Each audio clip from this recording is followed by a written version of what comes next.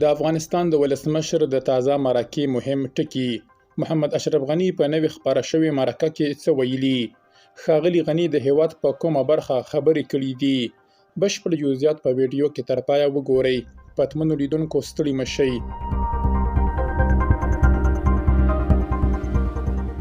ولسمشر محمد اشرف غني په تازه مرکه کې پر هغه څه چې د افغانستان د له لاسه وتلو فرصتونو لسیزه بولي خبرې کړې دي او د سیمه ایز ترانزیت او تجارت لپاره د افغانستان د جغرافیې کارولو لپاره د بیاکتنې غوښتنه کوي.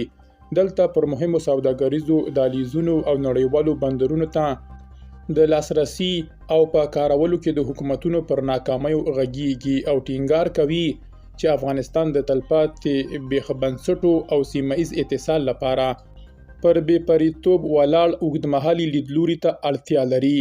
ښاغلي غني د مرکزي، جنوبي او لویدیځې اسیا ترمنځ د افغانستان مرکزي موقعیت ته په اشارې سره وایي زموږ جغرافیه یو نعمت دی نه لعنت.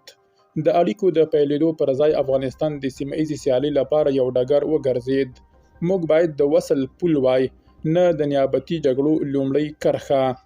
ولسمشر غني د ایران، چابهار او د پاکستان په ګوادر بندر کې د افغانستان نه کارېدلو فرصتونو ته په اشارې ټینګار کوي چې دواړه بندرونه باید د یو بل پر وړاندې نه وي درېدلي. هغه وایي موږ باید یو بندر د بل پر وړاندې غوره کړی نه وای. د افغانستان ګټې د څو انتخابونو او ستراتیژیک ژوروالي په درلودلو کې وي.